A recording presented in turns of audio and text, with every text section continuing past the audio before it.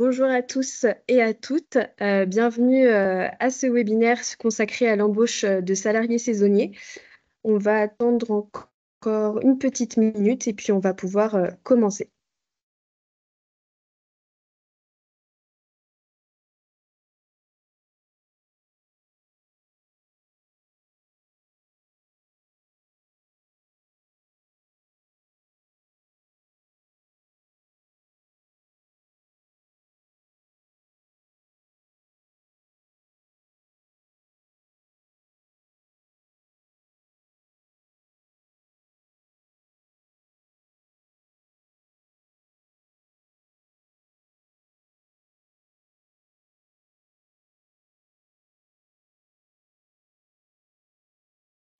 On va pouvoir commencer. Donc, bonjour à tous. Bienvenue à ce webinaire consacré sur l'embauche de salariés saisonniers. Ce webinaire sera animé par une équipe de chargés de clientèle, Kautar Sako qui est chargée de clientèle sur la Vendée, moi-même Charlotte Bellamy, chargée de clientèle sur la Loire-Atlantique. Également, en co-animation, il y aura Guillaume Juillet, conseiller en prévention, qui interviendra sur la santé et la sécurité au travail des saisonniers. Monsieur Reduro Yvan représentera la DDETS, donc la Direction départementale de l'emploi du travail et des solidarités de Loire-Atlantique-Vendée. Si ça fonctionne, puisque j'ai l'impression que ça ne fonctionne pas pour Monsieur Reduro. Et également Caroline Provost, qui sera modératrice, qui est experte en cotisation salariale, qui assurera la modération et répondra à vos questions au fil de l'eau. Donc, les micros et les caméras seront volontairement désactivés pour garantir une expérience plus fluide du webinaire. Donc, n'hésitez pas à poser vos questions dans le module dédié, donc Q&R qui est en haut de votre écran, et on répondra à vos questions au fil de l'eau. Donc, nous allons maintenant vous présenter le sommaire de ce webinaire. Donc, nous commencerons tout d'abord par vous rappeler les objectifs de cette rencontre. Ensuite, nous verrons ce qu'est un travailleur saisonnier. Nous poursuivrons avec quelques chiffres clés sur le travail saisonnier sur le plan national et local. Puis, nous aborderons un point essentiel sur l'accompagnement et la protection de la santé et sécurité au travail de vos saisonniers. Également, on verra par la suite les formalités relatives à l'embauche d'un salarié saisonnier.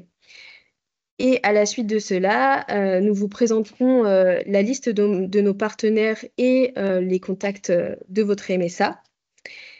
Et enfin, nous terminerons par une présentation du TESA simplifié et notamment une démonstration sur l'outil avec la saisie d'une déclaration préalable à l'embauche.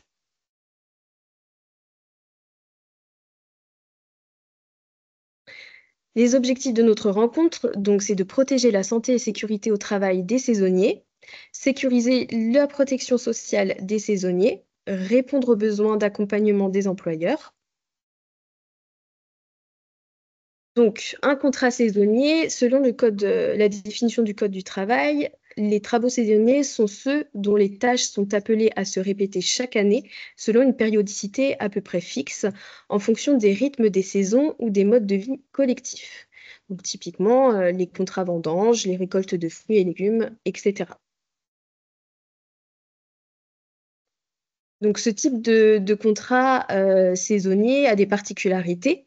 Donc, c'est un contrat à durée déterminée qui est renouvelable et peut durer de quelques jours à plusieurs mois. Donc, ce type de contrat est utilisé pour répondre à des besoins liés à une activité saisonnière, comme nous l'évoquions juste avant. Il peut être conclu à terme précis, c'est-à-dire de date à date, ou à terme imprécis, lorsqu'on ne connaît pas exactement la date de fin. Typiquement, pour les vendanges, on sait quand ça commence, mais on ne sait pas quand ça se termine. Autre particularité importante, il n'y a pas de délai de carence entre deux contrats saisonniers, même s'ils concernent le même poste et le même salarié. Et enfin, les indemnités de précarité ne sont pas dues dans le cadre d'un contrat saisonnier. C'est une particularité par rapport aux autres CDD où l'employeur n'est pas obligé de verser cette indemnité. Quelques chiffres clés, à l'échelle nationale, en 2023, on comptait plus d'1 million de contrats saisonniers, et 36,4% sont des femmes. L'âge moyen est de 36 ans. La moitié des salariés saisonniers travaillent moins de 30 jours et 15,8% entre 1 et 2 mois. Et enfin, 46,5% des salariés ont 30 ans et moins. Donc, ça reflète un public jeune et souvent présent sur de très courtes durées. Des chiffres clés maintenant sur la Loire-Atlantique-Vendée. Donc, en 2024, on comptait 31 424 contrats saisonniers avec les 4 secteurs majeurs qui sont les cultures spécialisées, les viticultures et les cultures et élevages non spécialisés, et enfin la conchyliculture.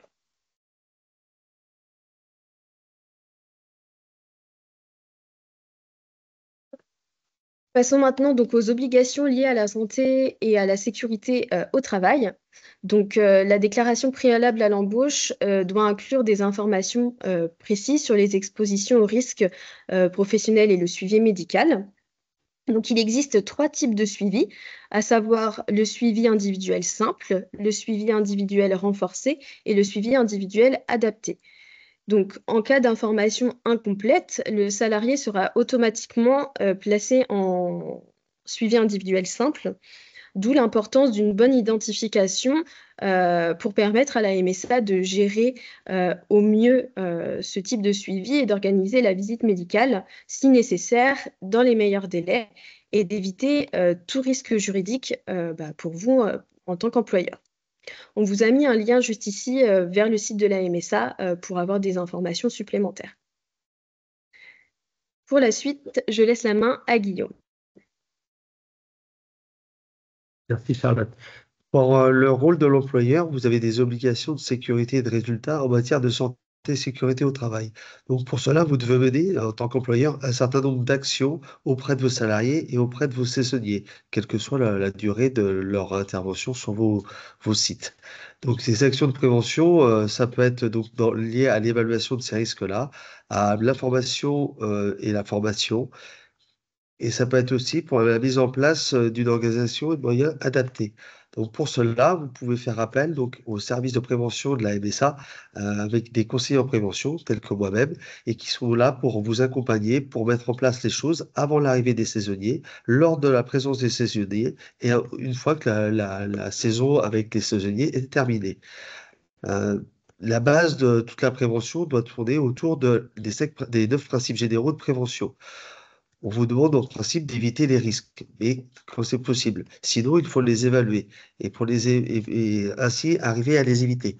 Pour les évaluer, il y a ce qu'on appelle l'évaluation des risques professionnels avec la formulation du document unique d'évaluation des risques professionnels. Et dans ces documents-là, il faut faire référence aussi à l'activité des personnes saisonnières. Nous sommes là pour vous accompagner par rapport à ça et je vous présenterai tout à l'heure comment le faire. Ensuite, on parle d'adaptation du travail à l'homme, et là, ça va être plus pour de l'amélioration des équipements et là, nous pouvons aussi être là en soutien pour vous aider à prendre certaines décisions, à faire des choix par rapport à ce que vous avez à disposition. Les 9 principes de prévention, comme je vous le disais, donc il y a donc les 4 premiers que j'ai dit et il y a aussi la notion de tenir en compte de l'évaluation de la technologie. Donc là aussi, avec nos retours d'expérience, on peut vous accompagner pour voir ce que vous pouvez mener, concrètement, lorsque vous avez certaines problématiques, notamment avec les saisonniers. Pour le document unique, ça vous permet d'intervenir en amont de la période d'accueil des saisonniers et là, il y a plusieurs façons de faire le document unique. Vous avez des outils qui sont à disposition sur le site de la MSA Loire-Atlantique Vendée avec des fils synthétiques qui vont vous aider par rapport aux filières qui vous concernent à formaliser votre document et intégrer l'activité de vos saisonniers. Ces brochures-là sont disponibles et vous pouvez aussi faire appel à nous pour prendre rendez-vous afin que l'on se déplace dans vos structures pour vous expliquer concrètement comment prendre en compte l'activité de vos salariés et en particulier celle des saisonniers. En parallèle, on a également développé au niveau de la MSA Loire-Atlantique Vendée un outil digital qui vous permet aussi de manière informatique, de formaliser le document unique et faire ainsi votre évaluation des risques professionnels. Il y a des guides qui sont disponibles, mais on peut également venir vous présenter l'outil et vous accompagner pour le démarrage de la mise en œuvre de cet outil-là. Nous vous accompagnons également tout au long de la période de travail des saisonniers sur vos exploitations et nous avons aussi développé en parallèle ce que l'on appelle la formation chargée de prévention. En tant qu'employeur, dès lors que vous avez des salariés, saisonniers ou non saisonniers, il doit y avoir une personne référente au sein de vos structures pour pouvoir euh, promouvoir la sécurité sur le terrain. Et cette formation chargée de prévention qui se fait dans nos locaux, en Loire-Atlantique et en Vendée, et à destination des personnes qui pourront être pour vous donc un relais terrain pour pouvoir vous aider pour transmettre les messages. Et pour cette formation-là, ça se fait sur 2 jours. Il y a donc 2 jours en salle et une demi-journée terrain pour vous aider justement à bien mettre en œuvre tous ces éléments-là et pouvoir diffuser ensuite des messages auprès de vos salariés et de vos saisonniers. Nous avons différents types d'outils aussi qui sont disponibles sur le site de la MSA Loire-Atlantique-Vendée, avec des fiches qui peuvent être également traduites en langue étrangère pour les saisonniers d'origine étrangère. Et nous avons également développé des outils multilingues qui se trouvent sur le site national de la MSA et vous pouvez, comme vous pouvez le voir, avec différents onglets selon la nationalité des personnes qui pourraient avoir besoin de messages traduits dans leur langue d'origine. Et donc, il ne faut pas hésiter donc à consulter ces fiches-là ou à faire appel à nous pour qu'on puisse vous aiguiller et vous conseiller par rapport à tout ça. Un autre outil qui a été développé principalement au sein de la MSA Loire-Atlantique Vendée, c'est un outil numérique d'aide à la prévention des risques professionnels à destination des salariés non francophones et qui est utilisé par les infirmières lors des visites médicales, justement des salariés non francophones, pour lesquels la langue peut être une barrière. Donc il y a donc, comme vous pouvez le voir, différents types de langues qui sont disponibles et l'infirmière, lors de sa visite médicale, peut donc ainsi avoir des messages qu'elle peut transmettre dans la langue d'origine, en utilisant soit une entrée par filière, arboriculture, viticulture, maraîchage par exemple, ou soit par type de risque, les troubles musculo-squelettiques, le bruit, les ports de charge, etc. Et donc à partir de là, en cliquant sur les différents icônes, on peut arriver à avoir des messages qui sont spécifiques et qui sont soit traduits verbalement, à l'écrit pour pouvoir communiquer plus facilement et même avec des messages audio qui sont traduits dans les langues, ce qui permet d'avoir donc des messages qui soient clairs et compris par le salarié lors de la visite médicale. Et c'est donc d'autant plus important d'avoir bien renseigné les éléments initiaux sur les risques qui vont être auxquels vont être exposés les salariés dans les fiches préalables à la visite médicale pour que l'infirmière puisse elle-même transmettre les bons éléments lors de ces visites-là. Voilà l'ensemble des outils qui sont à votre disposition. Et vraiment, si vous avez d'autres interrogations, il ne faut pas hésiter à passer via le site internet des demandes pour que nous prenions contact avec vous. Maintenant, je vais laisser là-bas à Kauter qui va continuer la présentation. Merci Guillaume, bonjour à tous. Donc, nous allons aborder les formalités à accomplir avant et au moment de l'embauche d'un salarié. Donc, avant l'embauche, vous devez prendre contact avec votre MSA afin de l'avertir de votre souhait d'embaucher. Puis, il est également important de prendre contact avec un organisme de complémentaire afin de souscrire à un contrat pour votre entreprise. À ce stade-là, vous pouvez également prendre rendez-vous avec un chargé de clientèle qui vous expliquera vos obligations et démarches à entreprendre. On vous met ici le lien qui vous renvoie vers le site MSA et vers la demande de rendez-vous pour que vous puissiez faire votre demande. Lorsque vous nous contactez pour nous informer de l'embauche, donc voici les données qui nous seront nécessaires pour paramétrer votre dossier en qualité d'employeur. Au niveau de l'entreprise, on aura besoin du SIRET, du nom ou de la raison sociale et de la convention collective. On aura également besoin de savoir quel mode déclaratif vous allez utiliser, donc soit le TESA simplifié, le TESA plus ou la DSN. Et il faudra également nous indiquer la date de la première embauche prévue. Une fois que nous aurons traité ces informations, vous recevrez un mail de notre service qui vous informera que votre compte a été configuré et que vous avez accès à l'ensemble des téléservices, notamment TESA simplifié et TESA plus, pour déclarer vos futures embauches. Pour nous contacter, vous pouvez passer soit par votre espace privé en nous adressant un mail avec toutes ces données-là, ou bien nous contacter par téléphone. Vous êtes donc prêt à embaucher et la première action à mener, c'est la déclaration préalable à l'embauche. Elle doit être faite au plus tôt dans les 8 jours qui précèdent l'embauche ou au plus tard quelques instants avant l'embauche. Pour la faire, vous devez vous rendre sur votre espace privé dans la rubrique Mes services et vous avez un encart déclaration d'embauche, vous pouvez cliquer dessus. Pour votre information, pour les CDD, il faudra bien renseigner la date de fin de contrat prévisionnel et ne pas mettre de date fictive. Il est également possible de faire la DPAE directement sur le téléservice dédié au TESA simplifié. Donc le chemin, ce sera toujours votre espace privé, rubrique Mes services et nouveau TESA simplifié. Une fois que vous arriverez sur le nouveau TESA simplifié, vous aurez le tableau de bord avec l'encart Créer un contrat, une DPAE. Et pour le TESA+, ça se présente de cette manière-là. Donc toujours le même chemin, espace privé, Mes services et le téléservice TESA+, où là vous avez une rubrique Mes embauches et salaires et vous pouvez le saisir par ce biais-là. Dans le cas où vous rencontrez une difficulté à saisir votre DPAE, pensez à nous contacter pour nous signaler l'embauche. Cela nous vous permet de couvrir votre salarié en cas d'accident de travail, mais également de vous couvrir vous en cas de contrôle. Cependant, cette information ne vaut pas DPAE.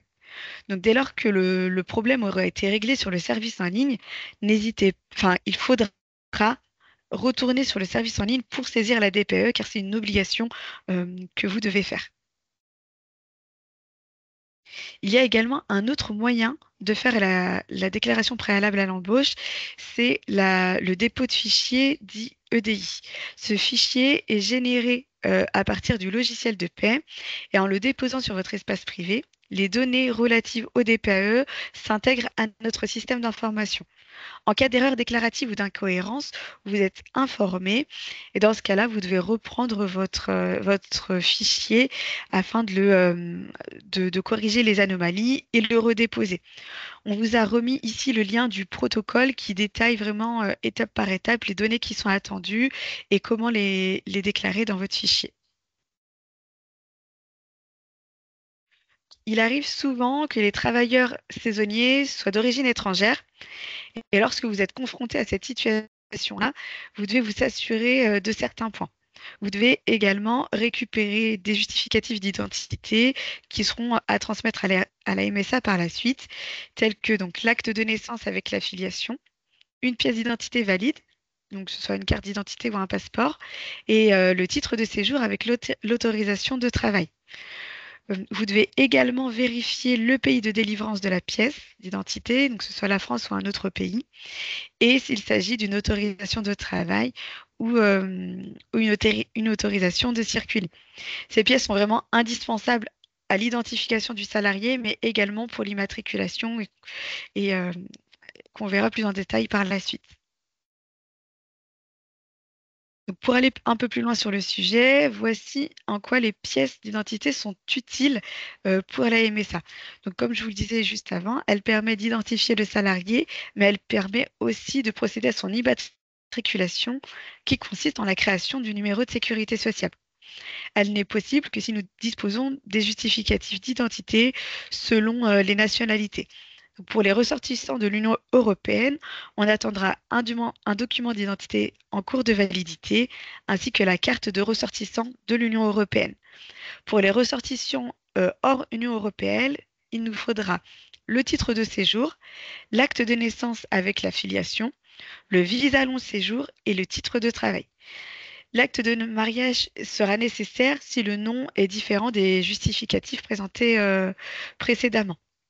Pour les saisonniers OFI, on attendra un titre de séjour, donc la carte de séjour pluriannuelle, accompagnée de l'autorisation de travail. En tant qu'employeur, vous avez la responsabilité de vérifier si votre salarié peut travailler en France via l'authentification du titre de séjour auprès de votre préfecture. Nous souhaitons par la même occasion vous alerter sur les actions qui sont menées par notre caisse, notamment en matière de vérification des pièces d'identité. Nous sommes vigilants et agissons contre la fraude identitaire. Et voici le processus qui a été mis en place dans notre caisse de MSA. Donc, lorsque l'entreprise nous transmet les documents d'identité du salarié, la MSA les réceptionne et les analyse. Et si une fraude est détectée, la MSA prendra contact avec l'employeur pour l'informer et lui conseiller de mettre fin à la relation de travail. Et par la suite, il recevra également un courrier l'avertissant de la fraude. Donc, une fois que nous avons bien reçu les documents d'identité, que l'immatriculation est faite, nous pouvons passer à l'étape de l'ouverture des droits. Tout d'abord, pour rappel, le principe de la PUMA, il consiste à garantir la prise en charge des frais de santé sans rupture de droit en cas de changement de situation. Elle est basée sur 2 critères. Le critère de résidence qui consiste à avoir une résidence, à justifier d'au moins 3 mois de résidence en France, et un critère professionnel qui s'applique dès le premier jour d'activité. On va parler d'ouverture de droit lorsque la personne n'est affiliée à aucune caisse de sécurité sociale, et on parlera de mutation de droit quand la personne est déjà affiliée auprès d'une caisse de sécurité sociale et qu'elle bascule vers une autre. Donc, comme quelqu'un qui basculerait de la CPM vers la MSA. On rappelle également que c'est le lieu de travail qui détermine la caisse compétente pour l'ouverture des droits. Quelqu'un qui va travailler dans le 85, la caisse compétente sera la MSA 4485. Et quelqu'un qui travaillera dans le 49, la caisse compétente sera la MSA 49 pour l'ouverture des droits. Donc, la mutation des droits de la CPM vers la MSA, c'est donc le basculement d'un régime à un autre. Donc, elle s'articule de la façon suivante. Donc, on reçoit la DPAE et ensuite on reçoit la première DSN. L'ouverture de droit pour les travailleurs saisonniers ne se fait pas de façon automatique, puisque pour qu'elle se fasse de façon automatique, il faut avoir un contrat minimum de 6 mois. En cas, pour ces CDD-là ou les travailleurs saisonniers, s'il y a succession de contrats, il n'y a pas, à réception de la DSL, il n'y a pas d'alerte qui nous permet d'ouvrir les droits de façon automatique. Donc c'est pour ça que dans ce cas-là, on demande à ce que le salarié nous contacte pour demander l'ouverture de ses droits. Lorsqu'il nous contacte pour la demander, on va vérifier s'il remplit bien toutes les conditions d'ouverture de droits. Si c'est le cas, les droits seront ouverts et il recevra 2 courriers. Le premier courrier qui l'invitera à créer son espace privé et à nous adresser un RIB, et le second qui actera la mutation et dans lequel on lui demandera de mettre sa carte vitale à jour. La demande, donc, comme je vous l'ai dit, doit être faite par le salarié et il peut nous contacter soit par téléphone ou à partir de son espace privé. Les droits santé des salariés étrangers sont gérés avec une attention particulière. Donc, après la saisie de la DPAE et la réception des justificatifs d'état civil, nous créons le numéro de sécurité sociale et ensuite, cela nous permet d'ouvrir les droits santé. Pour les ressortissants de l'Union européenne, l'ouverture de droits se fera sur les règles de la PUMA qu'on a vu précédemment. Pour les ressortissants hors Union européenne, l'ouverture de droits est faite de manière à couvrir la durée du titre de séjour et maintenue 6 mois au-delà de la fin du titre de séjour, ce qui lui permet donc lui de mettre à jour sa situation. Et pour les saisonniers OFI, l'ouverture de droit elle est bornée à la durée du contrat. Et pour ces salariés, il n'y a pas de création de carte vitale. Les droits santé sont bien ouverts, mais il n'y a pas de carte vitale de créer puisqu'ils s'engagent à retourner dans leur pays une fois le contrat écoulé. Donc ne soyez pas étonnés s'il n'y a pas de carte vitale. En revanche, il y a bien une attestation de droit qui peut leur être transmise, qu'ils peuvent récupérer sur leur espace privé ou envoyer lorsqu'ils nous contactent par téléphone. Nous vous mettons ici à disposition les outils qui sont présents sur notre site MSA pour vous accompagner sur votre embauche. Donc, il y a une plaquette à destination des nouveaux salariés et il y a aussi une FAQ sur le changement de régime, donc bascule du régime général vers la vers la MSA, pardon. On vous met également à disposition le lien vers le replay du webinaire J'embauche un travailleur étranger. Et pour votre information, on travaille actuellement sur une plaquette concernant les travailleurs étrangers et la cible de cette plaquette, ce sera les salariés. Ça leur permettra d'avoir également ça vous permettra d'avoir un support à leur remettre pour cette catégorie spécifique. Donc, nous avons fait le tour sur l'ouverture de droit. Nous allons désormais évoquer les exonérations applicables en cas d'embauche de travailleurs et saisonniers. Donc, il existe l'exonération travailleur occasionnel. C'est une exonération qui est propre au régime agricole et qui permet à l'employeur de bénéficier d'une exonération des cotisations patronales. Elle est à demander lors de la saisie de la DPE. Elle peut être totale ou partielle. Dans le cas où la rémunération brute est inférieure à 1,25 SMIC, elle sera totale. En revanche, si la rémunération est comprise entre 1,25 SMIC et 1,6 SMIC, elle sera partielle. La particularité de l'exonération, c'est qu'elle est limitée à 119 jours par année civile et qu'elle ne peut pas être cumulée avec la réduction générale. On vous a remis également à titre informatif le montant du SMIC 2025 et le montant des 1,25 SMIC. Et on souhaitait également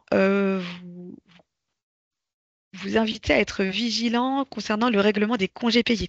Car si vous optez pour cette exonération, pour pouvoir en bénéficier, on vous préconise d'appliquer les congés payés sur chaque mois. Car si vous la versez à la fin du contrat, vous risquez de dépasser le plafond et de ne pas pouvoir appliquer cette exonération-là. Donc, quasiment l'ensemble des employeurs du régime agricole peuvent bénéficier de cette exonération, à l'exception des paysagistes, artisans ruraux et entreprises de services agricoles et des entreprises de travail temporaire. Les salariés concernés sont les CDD, donc saisonniers, d'usage ou de vendange, et les CDD CIE, les CDI conclus avec un demandeur d'emploi. Depuis le début d'année 2025, le dispositif a également été élargi au CUMA fruits et légumes. J'attire votre attention sur les contrats vendanges. Ils peuvent également bénéficier de cette exonération, mais ce sont des CDD spécifiques d'une durée maximale d'1 mois par an et renouvelable au moins une fois.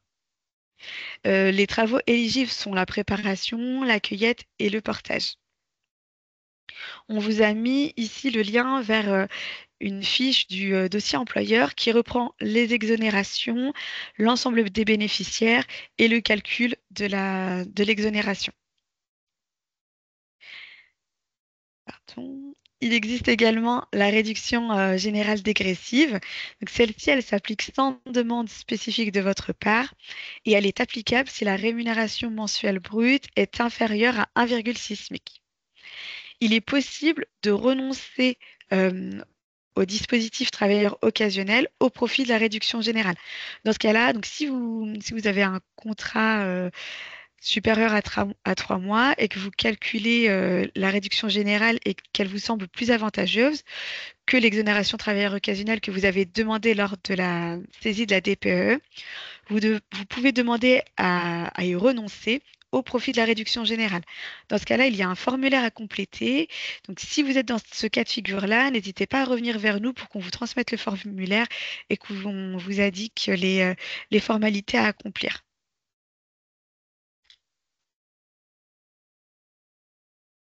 Donc, nous sommes régulièrement sollicités concernant le coût de l'embauche d'un travailleur saisonnier. Et c'est assez délicat de répondre à ces demandes car chaque contexte est spécifique et les coûts peuvent varier selon les départements, les secteurs d'activité et la taille de l'entreprise. Néanmoins, pour ce webinaire, on a essayé de vous proposer un exemple comparatif pour une entreprise donc, de maraîchage basée en Loire-Atlantique avec un effectif inférieur à 11 salariés pour l'embauche d'un salarié saisonnier à temps complet et payé au SMIC, donc à 11,88 euros par heure. Donc, dans l'exemple proposé, on remarque bien que l'exonération travailleur occasionnel est plus intéressante financièrement pour l'employeur dans les trois situations exposées. Donc, on a un contrat d'un mois avec un salaire brut à 1 981 euros. Ici, on vous indique le montant des charges patronales avec application de la réduction qui s'élève donc à 206,32 euros. On a un coût total à 2 188,30 euros. Avec l'application de l'exonération de travailleurs occasionnels, on a un coût total à 2 045 euros.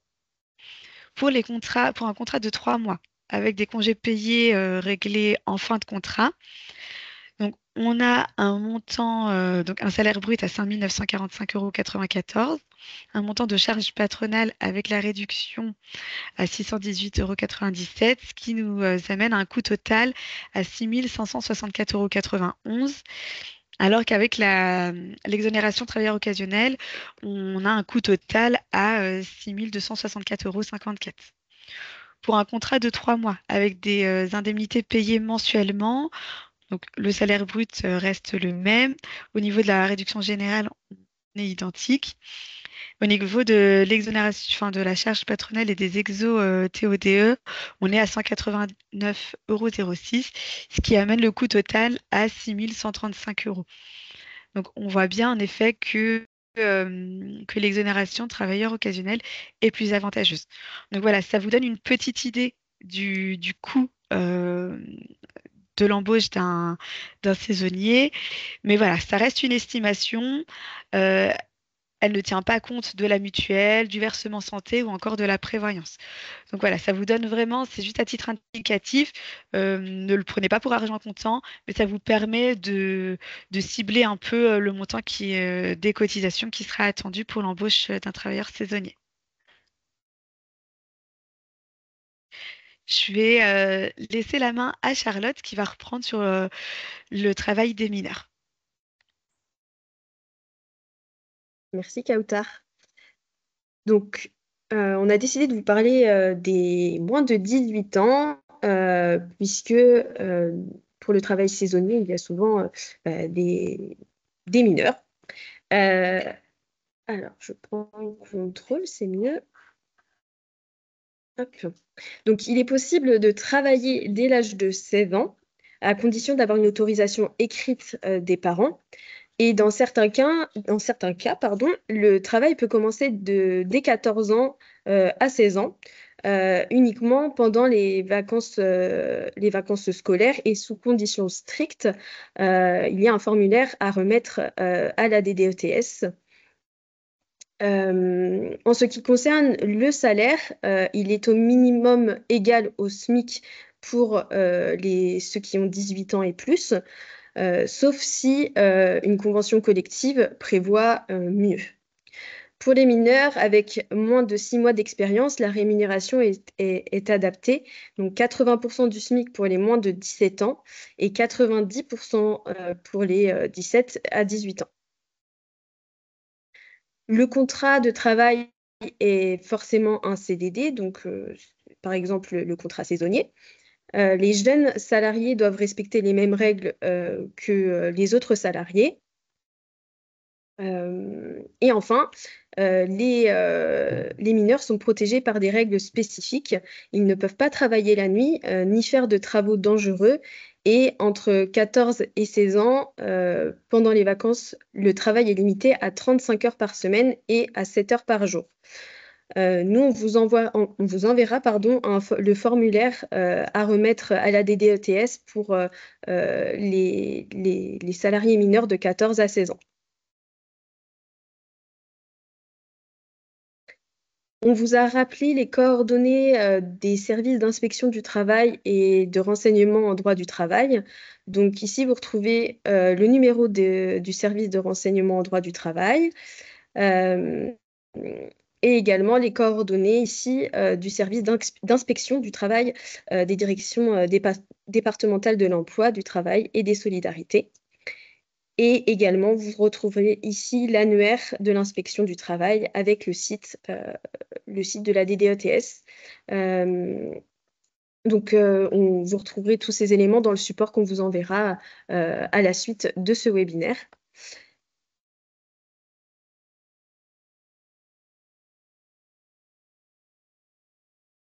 Passons maintenant à l'ouverture des droits à la complémentaire frais de santé.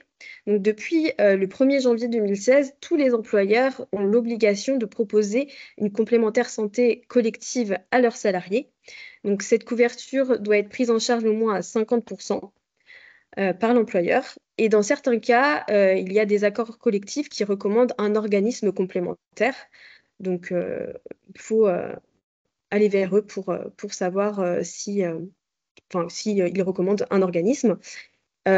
L'entreprise doit souscrire à un contrat auprès de l'organisme complémentaire par bulletin d'adhésion. Et ensuite, l'entreprise doit proposer cette couverture à tous ses salariés, y compris les saisonniers. Donc, même si c'est pour 3 semaines, vous avez l'obligation de proposer cette complémentaire frais de santé. La délégation de gestion, donc la MSA peut prendre en charge par convention la gestion de cette complémentaire santé ou de prévoyance. Donc ça comprend le recouvrement des cotisations et le paiement des prestations prévues par le régime complémentaire. Donc c'est un engagement qui permet en fait de sécuriser les droits des salariés et de garantir une qualité de service pour tous, donc pour l'employeur comme le salarié. Du coup, il y a Agrica, Pacifica, Harmonie Mutuelle, Groupama et Mutualia. Quand l'organisme complémentaire est géré par la MSA, celle-ci est automatiquement informée de l'adhésion. Donc, l'entreprise souscrit un contrat auprès d'un organisme géré par la MSA. L'organisme informe la MSA de l'adhésion et les salariés peuvent être attachés au contrat groupe. L'affiliation des salariés se fait automatiquement dans 2 cas. Donc pour les non-cadres, c'est au moment de la déclaration préalable à l'embauche, selon le type de contrat et sa durée. Et pour les cadres, cela se fait après le dépôt de la première DSN.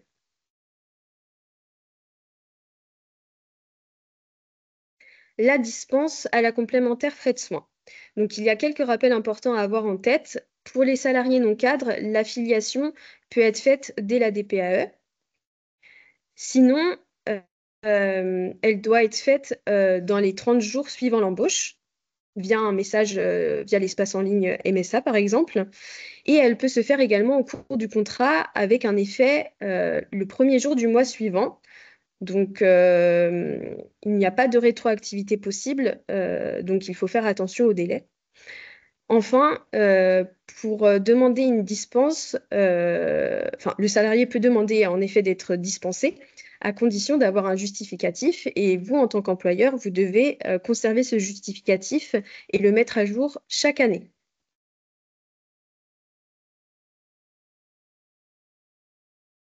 Pour la gestion de la prévoyance, donc la MSA gère les cotisations de prévoyance complémentaire frais de soins, GIT, décès. Elle calcule donc les cotisations et les collectes et elle règle les prestations. Si ma MSA ne gère pas mes cotisations de prévoyance, alors les cotisations sont à régler à l'organisme choisi.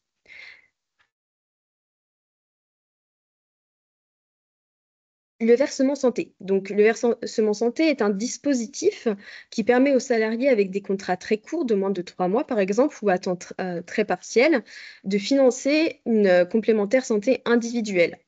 Donc, ce dispositif s'applique uniquement si le salarié n'est pas déjà couvert, par exemple, de la complémentaire santé solidaire, donc la CSS, ni par une mutuelle obligatoire, ni par une couverture complémentaire donnant lieu à la participation financière d'une collectivité publique. L'employeur, donc vous devez calculer chaque mois le montant du versement santé en fonction du temps de travail du salarié. Et il doit aussi informer, donc l'employeur doit aussi informer ses salariés dès l'embauche la possibilité de financer du coup cette aide. Donc pour en savoir plus sur le calcul, vous pouvez cliquer directement sur le lien ici. Ça vous ramène sur le site de la MSA et vous avez des exemples avec le calcul à effectuer.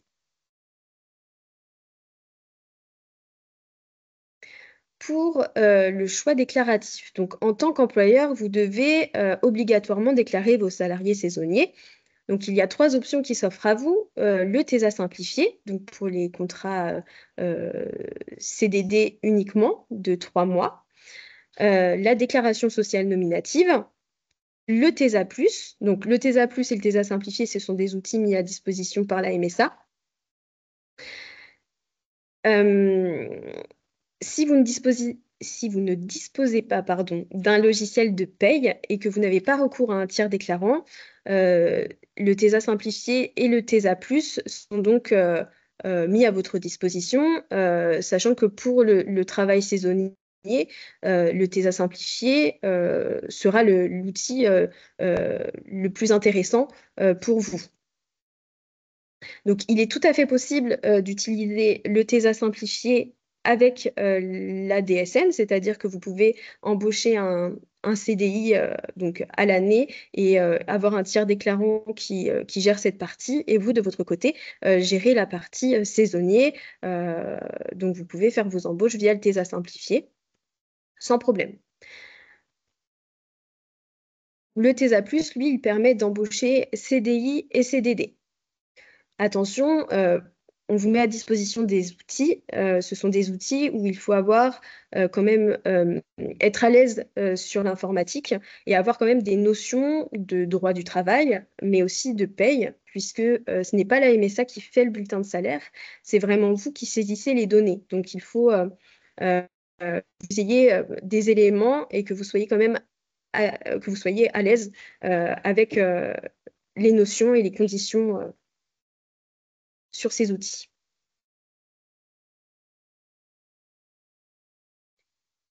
Les étapes clés de l'embauche, donc tout d'abord, il est essentiel d'avoir connaissance de plusieurs éléments, donc de votre convention collective applicable, du coefficient hiérarchique correspondant au poste du salarié, et surtout savoir si le contrat est compatible avec le mode de déclaratif choisi. Donc, par exemple, pour le TESA simplifié, c'est 3 mois maximum pour un contrat. Il faut que vous informiez la MSA de votre souhait, par exemple, d'utiliser le TESA simplifié, le TESA Plus ou la DSN. Il faut qu'on ait cette information pour qu'on puisse paramétrer votre dossier. Le mieux, c'est d'anticiper au maximum pour que vous puissiez faire la déclaration préalable à l'embauche dans les délais, évidemment. Ensuite, l'employeur doit souscrire à un contrat de complémentaire. Du coup, il y a cette déclaration préalable à l'embauche à saisir 8 jours avant, entre 8 jours et quelques heures avant l'embauche. Donc, cette déclaration préalable à l'embauche, vos contrats, donc il faut la faire signer au salarié et la récupérer. Autre point important, si vous embauchez un salarié étranger, il est impératif de vérifier ses autorisations de travail. Donc ça, c'est vraiment une obligation de vérifier ces données avant l'embauche.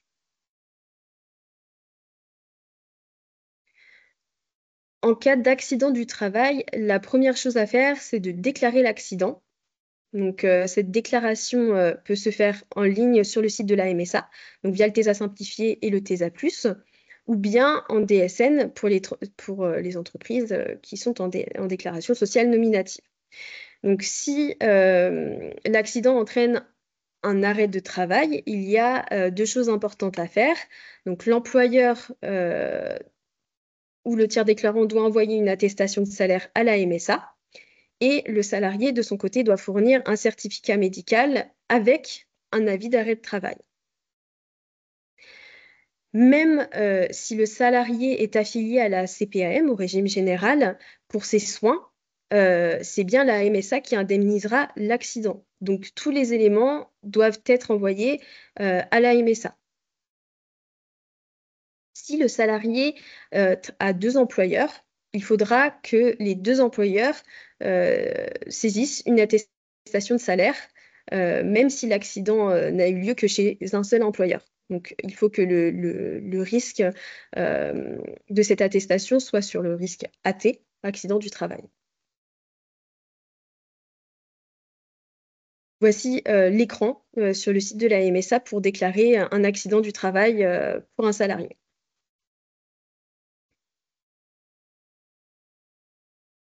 En cas d'arrêt maladie, comme pour l'accident, il faut d'abord établir une attestation de salaire ou une DSN événementielle.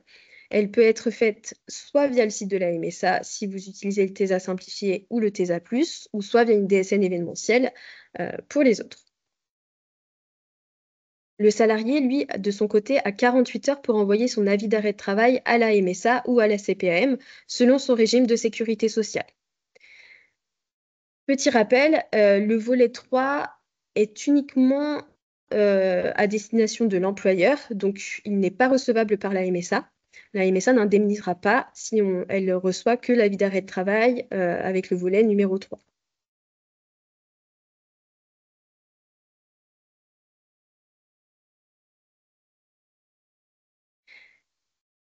Pour les saisonniers, en cas d'arrêt de travail, pour l'étude des droits, nous avons besoin des bulletins, nous avons besoin des salaires des 12 derniers mois. Donc, il faut inciter les salariés en fait, à nous faire parvenir l'ensemble des bulletins de salaire pour cette période, pour que le calcul des IJ soit effectué.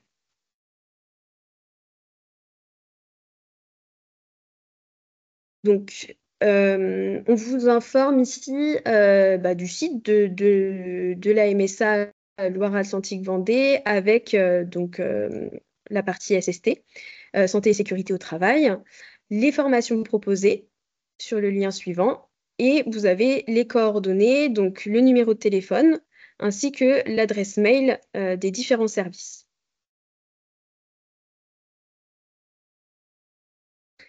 Les coordonnées de votre MSA, donc vous retrouverez le numéro du service aux entreprises pour les employeurs, pour que les employeurs aient accès aux services aux entreprises. Vous avez la possibilité de solliciter la MSA par Internet via l'espace en ligne MSA. Et également, vous avez l'assistance à Internet qui est joignable par téléphone du lundi au vendredi. Donc, on vous enverra le support, vous retrouverez tous les éléments par la suite. Donc, les outils mis à disposition par la MSA. Donc, sur notre site, vous retrouverez le guide nouvel employeur qui reprend les prérequis à l'embauche, les formalités, les données sur les cotisations, leurs règlements et puis également les droits des salariés, les informations relatives à la sécurité et santé au travail. Comme le disait tout à l'heure Guillaume, vous retrouvez également sur le site de la santé et sécurité au travail en agriculture des plaquettes sur les risques par filière. Et enfin, vous retrouverez également des plaquettes destinées à l'accueil des travailleurs saisonniers par filière qui vous permettent d'avoir en main toutes les informations utiles à leur mise en poste.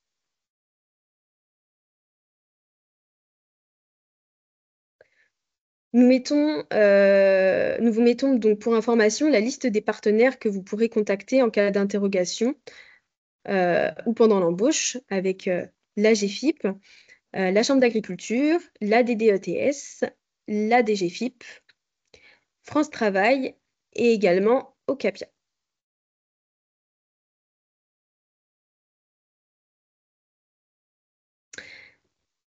Passons maintenant donc à un outil clé, le TESA simplifié. Donc, il s'agit d'un service en ligne gratuit qui est mis en place par la MSA et qui permet de gérer facilement l'embauche et les paies et la protection sociale des salariés occasionnels. Il est particulièrement adapté aux contrats courts ou ponctuels. Donc, pour les contrats saisonniers, c'est parfait. Donc, à l'issue de cette présentation, nous allons vous faire une démonstration sur le site et nous allons saisir une déclaration préalable à l'embauche. Si jamais vous souhaitez aller plus loin, vous avez la possibilité de prendre rendez-vous avec votre MSA.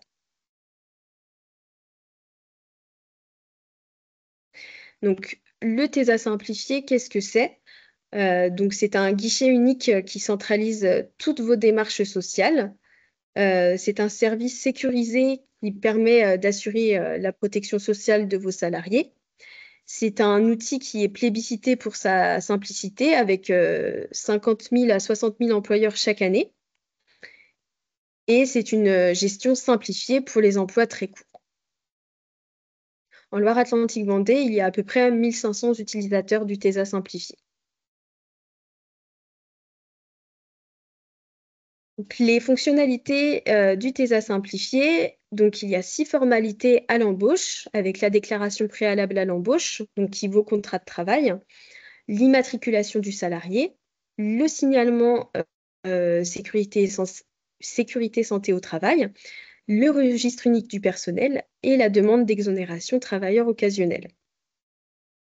Il y a également 5 formalités à l'issue de la relation de travail avec le bulletin de salaire. Il y en a 4. Les attestations de fin de contrat, la déclaration des données pour le calcul des cotisations au prélèvement du prélèvement à la source et la déclaration annuelle des salaires aux services fiscaux.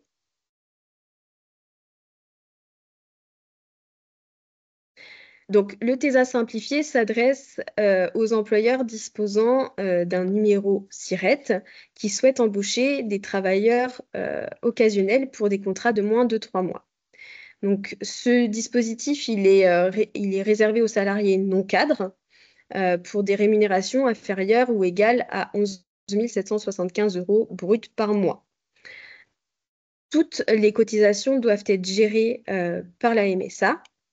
Et les types de CDD concernés sont le remplacement d'un salarié ou d'un non-salarié agricole, le contrat saisonnier, le contrat vendange dans la limite d'1 mois, le surpoids d'activité ou le CDD d'usage.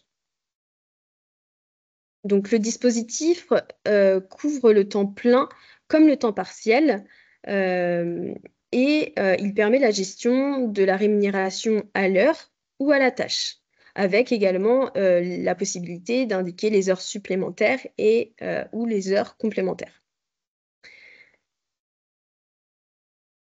Il est également possible d'effectuer un bulletin de salaire à cheval sur 2 mois, c'est-à-dire que si vous embauchez un salarié le 25 juin et qu'il finit son contrat le 5 juillet, alors il peut y avoir qu'un seul bulletin de salaire. En matière de prévoyance, la MSA gère automatiquement le versement santé ainsi que les cotisations liées à l'incapacité de travail, au décès et aux frais de santé.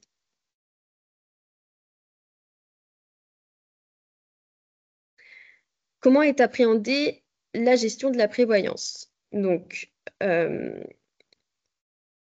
si la MSA gère vos cotisations de prévoyance, il y a une prise en charge automatique au niveau du versement santé, l'incapacité GIT et décès, la couverture frais de santé. La MSA calcule et collecte les cotisations. Et il y a également une coche dans la déclaration préalable à l'embauche pour signaler l'affiliation ou non à la mutuelle. En revanche, si la MSA ne gère pas les cotisations, donc la MSA préconise d'utiliser du coup le TESA+, parce qu'il y a des obligations d'afficher les informations sur le bulletin de salaire et les informations doivent remonter en DSN et le paiement des cotisations doit être fait directement auprès de l'organisme. Donc l'accès au TESA simplifié reste possible, mais il faut veiller à une bonne conformité selon qui gère la prévoyance. Donc c'est pour ça qu'on vous préconise plutôt d'utiliser le TESA+ ou un autre mode déclaratif.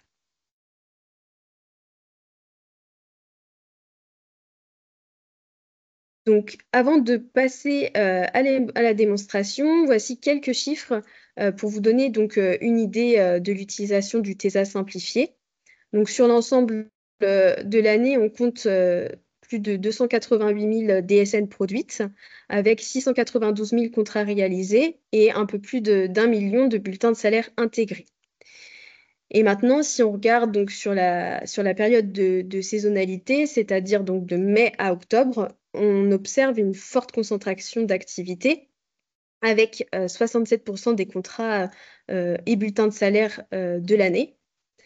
Et donc, ça représente donc 461 000 contrats réalisés, plus de 724 000 bulletins de salaire intégrés et 161 000 DSN produites, rien que sur la période. Donc, ces chiffres illustrent bien la spécificité et l'intensité de travail sur la saison. Et maintenant, je laisse la main à Kautar pour la démonstration. Merci Charlotte. Donc, on va passer à une démonstration, mais juste avant de commencer, on va vous rappeler les éléments dont vous aurez besoin avant de vous connecter et de faire vos premières déclarations. Donc, il vous faudra bien évidemment votre numéro de SIRET et vos identifiants de connexion à votre espace MSA, votre convention collective. Pour l'immatriculation du salarié, il faudra sa pièce d'identité, son numéro de sécurité sociale ainsi que son adresse. Et vous devrez savoir s'il est fiscalement domicilié à l'étranger ou pas.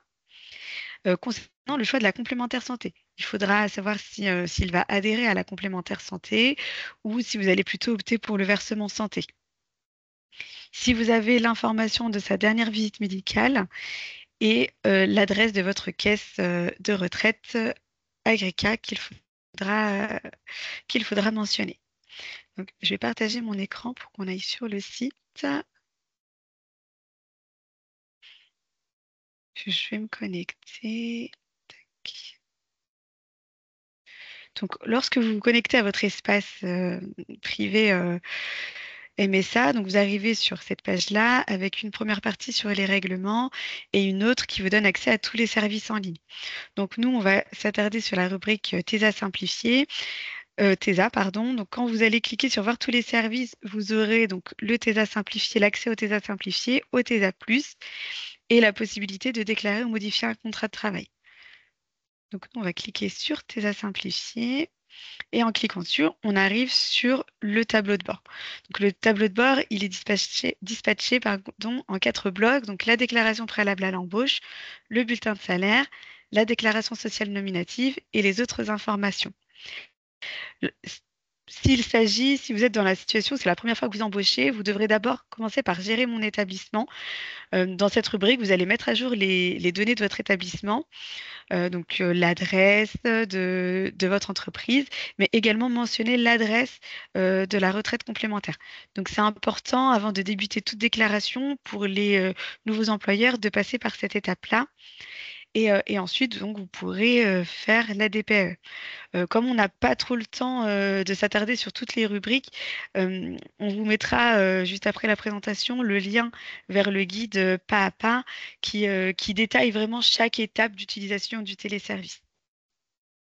Donc pour la démo, on va aller faire donc, une déclaration préalable à l'embauche. Donc ici, vous avez un petit fil conducteur qui vous indique les étapes qui vont être à mener pour établir la déclaration préalable à l'embauche. Donc on va commencer par le contrat, puis le salarié, la santé-sécurité et enfin avoir le récapitulatif. Donc, lorsque vous commencez, tout au long tout au long des étapes que vous allez effectuer, vous allez avoir des petits encarts en bleu ici qui vont vous rappeler les, euh, les démarches, enfin les procédures à effectuer. Et vous avez des liens aussi qui vous renvoient vers le site MSA pour avoir plus de détails. Donc ici, on va indiquer la date d'embauche. Donc on va mettre la date du jour, le 10 juin 2025. On précise l'heure d'embauche. Alors là, tout de suite, vous avez, donc comme on fait la déclaration aujourd'hui, vous avez un petit signalement qui vous indique qu'on effectue la déclaration un peu tard. Donc, qui vous rappelle qu'il est important aussi de respecter les délais qui sont mentionnés un peu plus haut. Donc, pour l'heure d'embauche, on va indiquer 13 heures. Pour l'emploi occupé, vous avez un menu déroulant qui vous permet donc directement de sélectionner l'emploi qui sera occupé. Donc, moi, je vais mettre ouvrier agricole, mais vous pouvez également saisir un autre libellé. Pour la catégorie socio-professionnelle, vous avez également un lien qui vous renvoie vers l'INSEE. Et puis moi, je vais choisir un ouvrier du maraîchage. Donc voilà, je vais mettre ouvrier du maraîchage et de l'horticulture. Ici, vous avez la convention collective qui s'affiche et vous n'avez pas possibilité de la modifier. Elle s'affiche automatiquement selon les données que vous nous avez communiquées. Pour le palier, donc nous, on est sur un palier 1. Et pour déterminer le coefficient hiérarchique, vous avez également un lien qui vous permet donc, de le déterminer selon votre convention collective. Moi, pour ma convention collective, ce sera un coefficient 9. Pour le type de rémunération, donc on vous demande si c'est à l'heure ou à la tâche. Pour notre exemple, on choisira à l'heure. Donc tout de suite, vous avez l'information du SMIC horaire applicable et qu'on va réindiquer ici. On vous demande s'il y a d'autres éléments de rémunération que vous souhaitez rajouter. C'est facultatif. Et en cliquant sur le lien, vous allez être renvoyé sur le site qui vous donne plus de détails. Donc, le contrat est-il à temps partiel? On va cocher non. Donc, on vous demande la durée légale de travail dans l'établissement par semaine. Et ici, on est à 35 heures. Pour le motif du CDD. Donc c'est là qu'il faut être vigilant, notamment si vous souhaitez bénéficier de l'exonération travailleur occasionnel. Donc si j'indique que le CDD que j'emploie, c'est dans le cadre du remplacement d'un salarié, donc on vous demandera le nom de la personne à remplacer et l'emploi qu'elle occupait. On n'a pas, dans ce cas-là, ce motif de CDD ne permet pas de bénéficier de l'exonération travailleur occasionnel. Donc pour mon exemple, je vais choisir contrat saisonnier. On va préciser la nature des travaux. Donc je vais mettre maraîchage. Et ici, on me demande si je souhaite ou non bénéficier de l'exonération travailleur occasionnel. Donc je vais cocher oui, mais si je coche non, ce sera la réduction générale qui s'appliquera. On vous indique également, pour rappel, que pour ce motif de CDD, le TESAS simplifié permet de gérer le salarié jusqu'au 9 septembre 2025. La date de fin de CDD est-elle connue? Donc, moi, je vais mettre oui. Et en date de fin, je vais mettre le 16 juin 2025. La période d'essai, pour la période d'essai, moi, je vais saisir un jour, mais vous pouvez saisir 0 si c'est convenu avec le salarié. On va patienter un petit peu. Voilà. Hop. Et pour le lieu de travail, donc vous pouvez indiquer si c'est identique à l'établissement ou si c'est un lieu de travail différent. Donc une fois que les données du contrat sont renseignées, on passe aux salariés. Donc, si vous n'avez jamais embauché de salarié, ce qui va être le cas pour les primo-employeurs, on va cliquer sur créer un nouveau salarié et vous allez pouvoir renseigner le numéro de sécurité sociale.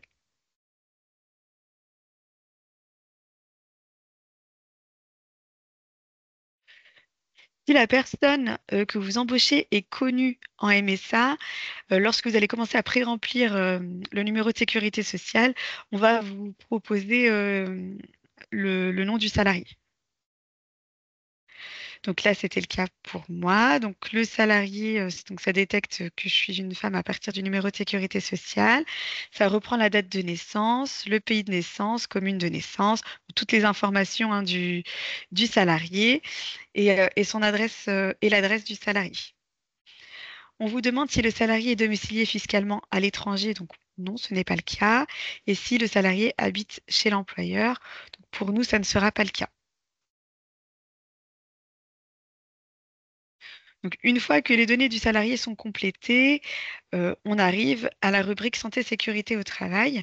Ce que je vous ai pas dit, c'est que du coup, pour le salarié, s'il n'est pas connu en MSA, il faudra rentrer manuellement toutes les données le concernant. Donc, pour la santé sécurité au travail, on vous demande est-ce que la durée du contrat sera égale ou supérieure à 45 jours. Donc, pour nous, ça ne sera pas le cas. Et si le salarié a déjà bénéficié d'un examen de santé sécurité au travail dans les 5 dernières années pour un poste identique. Donc pour nous, ça ne sera pas le cas, mais si c'est le cas, vous pouvez cocher oui et indiquer donc quand est-ce qu'elle a eu lieu et ce qu'il en est, quel a été le résultat de cet examen. Donc ensuite, on va vous demander quels sont les risques auxquels peuvent être avec lesquels peuvent être en contact votre salarié. Et c'est ce qui va permettre de déterminer ensuite le type de suivi qui sera porté au salarié. Donc, on a le suivi individuel renforcé pour tout ce qui va être des risques liés à l'amiante, euh, pour le travail en milieu hyperbar, etc. Pour le suivi individuel adapté. Donc là, on est plus sur des risques liés au travail de nuit, travailleurs handicapés, les femmes enceintes. Et vous avez le suivi individuel simple si le salarié n'est pas concerné par les situations précédentes. Donc nous, ce sera le cas. Donc voilà, je clique dessus et je peux faire suivant.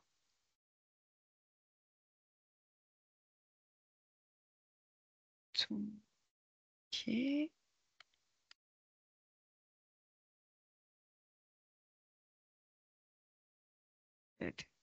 Je reviens en arrière parce que je voyais que le suivant, il voulait pas, qu'il voulait pas le prendre. Tac. Voilà. Donc ensuite, vous avez un récapitulatif de la déclaration que vous avez faite, donc, qui commence par vous rappeler l'identité donc, du salarié. Donc, à vous de vérifier que les données reportées sont correctes. Si ce n'est pas le cas, si vous avez fait une erreur, vous pouvez, en cliquant sur le lien, enfin ici sur modifier, revenir à l'étape du salarié pour faire la modification que vous souhaitez. Pour le contrat, c'est la même chose. Vous avez toutes les données que vous avez renseignées, mais vous pouvez les modifier à tout moment en retournant sur la rubrique dédiée au contrat. Et si, après vérification, pour vous, tout est correct, vous pouvez envoyer la DPAE. Alors, juste avant de l'envoyer, vous avez ce petit encart qui vous indique que si, si les salariés ne sont pas filés à la MSA, vous devez nous transmettre la copie du titre de séjour, s'il est de nationalité étrangère, un justificatif d'état civil et un justificatif d'adresse. Donc, une fois que la vérification est OK, j'envoie la DPAE. Donc voilà, la DPAE est créée, je peux la télécharger. Donc, elle ressort de cette façon-là. Vous pouvez du coup l'imprimer et la faire signer au salarié et la signer vous-même. Vous pouvez la réutiliser pour un autre contrat similaire et vous pouvez également déposer des pièces justificatives en lien avec la DPE. Donc tous les documents d'identité peuvent être déposés en cliquant sur le lien. Donc vous précisez la nature du document, l'objet de l'envoi et puis vous sélectionnez le fichier, vous attestez puis vous l'envoyez.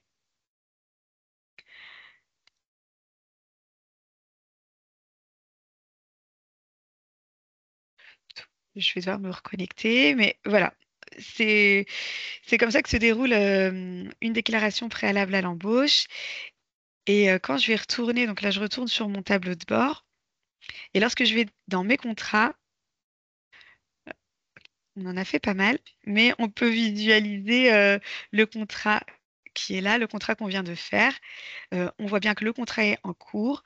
Et dans le cas où vous faites une déclaration préalable à l'embauche et que le salarié ne s'est pas présenté, en allant sur Action, vous pouvez annuler la DPE. Et vous pourrez la ressaisir une fois que le salarié reviendra, reviendra pour un autre contrat. Donc voilà ce qu'il en est pour la démonstration. On est désolé de ne pas pouvoir aller plus loin que ça, mais le temps est compté. Euh, pour le coup, on vous met également le lien du replay du webinaire sur le TESA simplifié, donc il va un peu plus loin dans la présentation, qui reprend toutes les données qu'on a pu voir sur les exonérations, mais vraiment avec une présentation plus approfondie. Et, euh, et puis, euh, et puis, vous avez aussi le guide du pas à pas qui peut vous servir de base sur l'utilisation du TESA simplifié. On va reprojeter voilà, le support.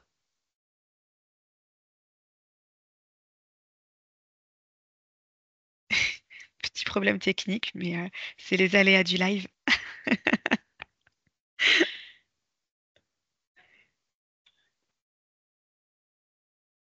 Et je vais laisser la main à Charlotte qui va continuer sur le calendrier.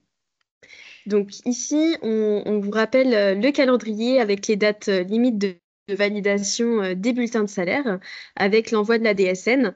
Donc chaque mois, en fait, il y a une date différente. Donc nous, on vous invite à vous dire que les bulletins de salaire doivent être validés avant le 8 de chaque mois. Comme ça, vous n'avez pas de surprise. Euh, et et comme ça vous fait un rappel tous les mois. Les évolutions, donc les évolutions réalisées durant 2024. Donc vous pouvez à présent établir un bulletin de salaire à zéro, par exemple pour des absences totales. Il est possible de reprendre un salarié saisonnier de l'ancien TESA vers le nouveau TESA simplifié. Il est possible de saisir le numéro de sécurité sociale est devenu obligatoire pour sécuriser en fait les droits sociaux des salariés. Il y a maintenant la possibilité de supprimer un bulletin non envoyé en DSN. Donc ça, vous pouvez le faire en toute autonomie. Les évolutions à venir en 2025, donc vous pourrez saisir les temps de pause et d'habillage. Il sera possible de corriger une rémunération sur un contrat en cours. Le motif de recours sera visible sur la déclaration préalable à l'embauche. Et enfin, il sera possible de renouveler un contrat directement sur le TESA simplifié. Donc, ces évolutions ont été pensées donc, pour faciliter votre quotidien et de renforcer la sécurité et les droits des salariés. Les échéances à revenir, les échéances à retenir. Vous pouvez effectuer une déclaration préalable à l'embauche au plus tôt 8 jours avant l'embauche et jusqu'au jour même de l'embauche. Vous pouvez saisir le bulletin de salaire au plus tard 10 jours après la fin de la période. Ensuite, il faut envoyer la déclaration sociale nominative. Donc, il faut appuyer en fait sur Envoyer ma DSN avant le 15 du mois suivant pour que la MSA la dépose dans les temps. Et enfin, le paiement des cotisations doit se faire avant le 25 du mois suivant la période de travail.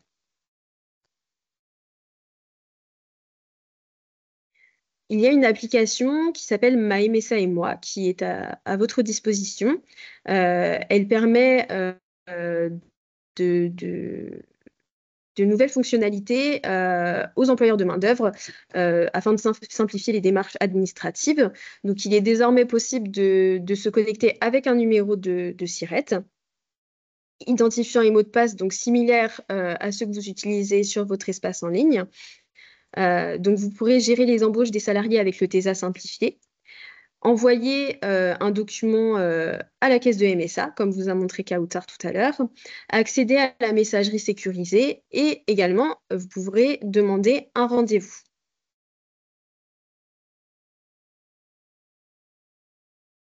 Donc, Kautar indiquait tout à l'heure que vous avez en effet la possibilité de visualiser notre webinaire dédié à la présentation du TESA simplifié.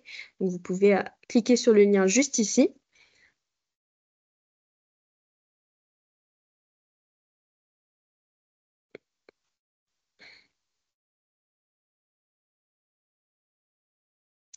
Et vous aurez à disposition des aides mémoires dans le support qu'on va vous envoyer avec toutes les étapes à respecter au fil de l'eau pour le TESA simplifié, donc l'embauche, le bulletin de salaire et ensuite l'envoi de la déclaration sociale nominative. Donc pour vous accompagner, il y a plusieurs outils disponibles. Donc il y a le guide pas à pas qui est à votre disposition sur Internet ou juste ici. Et également, vous pouvez retrouver une foire aux questions, des vidéos et des tutos et à nouveau le guide pas à pas sur le site tesa.msa.fr ou sur le portail de votre MSA. Nous arrivons donc à la fin de ce webinaire. Nous espérons qu'il vous a permis d'y voir un petit peu plus clair sur l'embauche de saisonniers. N'hésitez pas à contacter la MSA pour toute question complémentaire ou pour demander tout simplement un rendez-vous personnalisé. Il y a un accompagnement qui se fait sans problème. Et par la suite, vous allez recevoir un petit questionnaire pour avoir votre avis. Voilà, donc merci pour votre attention et très bonne journée à tous. Merci à tous. Bonne journée.